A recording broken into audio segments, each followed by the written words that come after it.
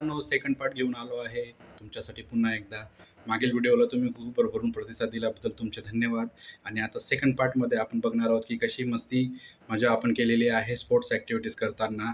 So तुम्ही आनंद घ्या आणि काही कमेंट्स तुम्हाला असतील, काही क्वेश्चन असतील तर प्लीज कमेंट करा, लाईक करा, शेअर करा आणि सबस्क्राईब करा माझ्या चॅनलला. थँक्यू.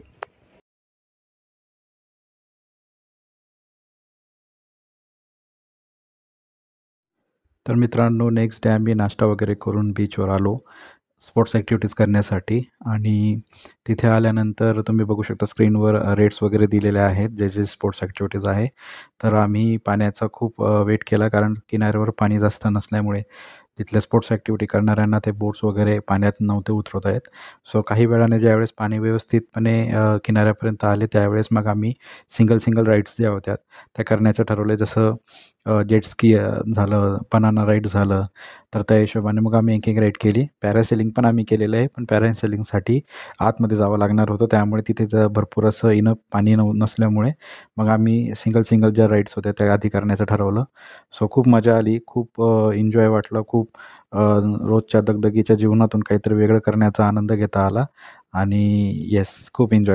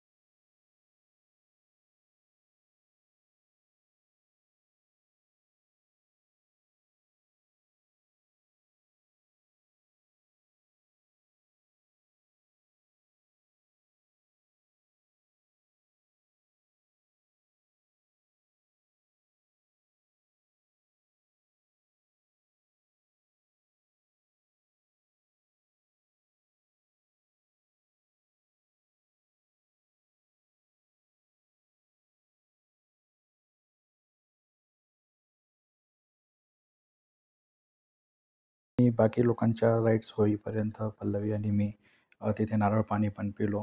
थोडे बीचवर आम्ही सर्फिंग पण केली आणि तिथे ATV राईड्स पण असतात तेही आम्ही केलं. पर पर्सनप्रमाणे ₹100 ATV राईड्सचे दर असतात. आणि जर तुम्ही 2 लोकं बसून चालवणार असाल तर तुम्हाला ₹100 ते ₹150 हे द्यावे लागतात पर ATV राईड्ससाठी. बऱ्यापैकी गर्दी नसल्यामुळे आनंद घेता येतो या सर्व गोष्टींचा.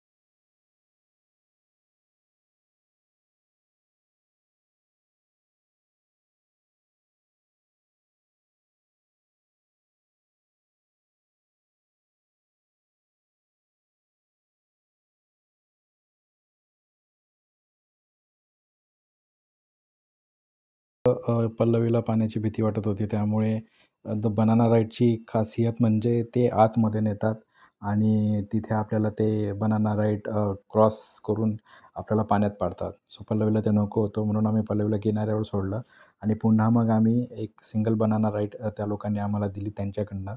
कारण गर्दी नसल्यामुळे ते लोकं अलाऊ करतात, नाहीतर ते चार्ज पण घेतात. पण गर्दी नसल्यामुळे ते लोकं अशा गोष्टी कधी-कधी अलाऊ पण करून देतात, की डबल राईड, सिंगल राईड ते चार्ज नाही करत.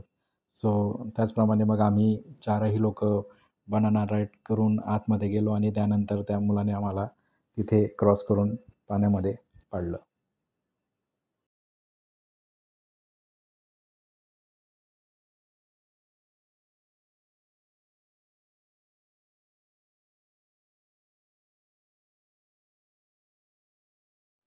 पुढे आमच्या सर्वांच्या वन बाय वन राईड करून झाल्यानंतर त्या लोकांनी आम्हाला एका छोट्या बोटीतनं खोल समुद्रात आणलं होतं, या मोठ्या बोटीवर.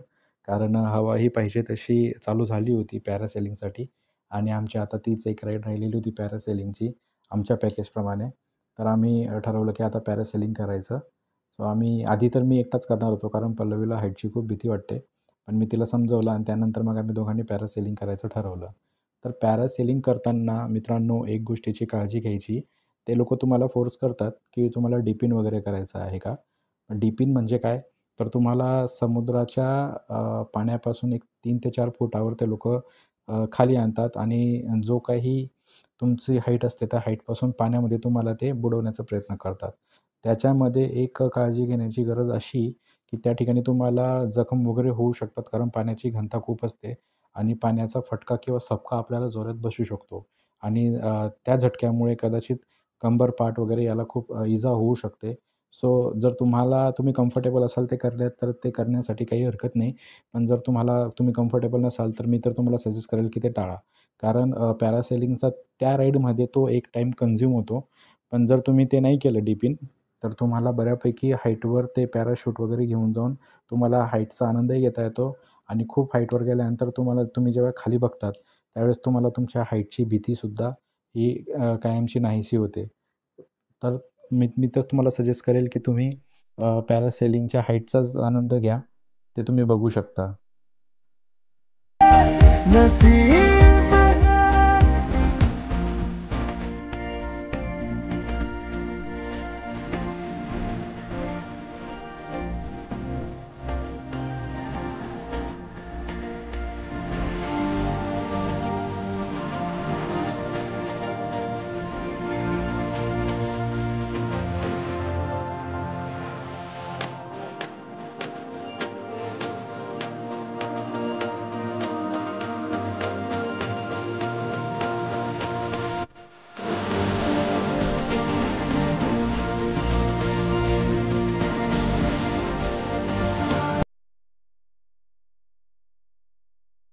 तर मित्रांनो हा होता पार्ट 1 किहीम बीच आणि तुम्हाला एक स्पेशल इन्स्ट्रक्शन.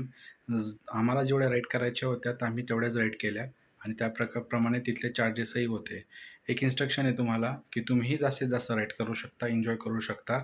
पण मी तुम्हाला रिकमेंड करेल की तुम्ही मंडे, ट्यूसडे, वेन्सडे आणि थर्सडेलाच जाण्यासाठी प्रिफर करा. कारण त्या 4 दिवसांमध्ये गर्दी खूप कमी असते, म्हणजे नसल्यातच जमा असते.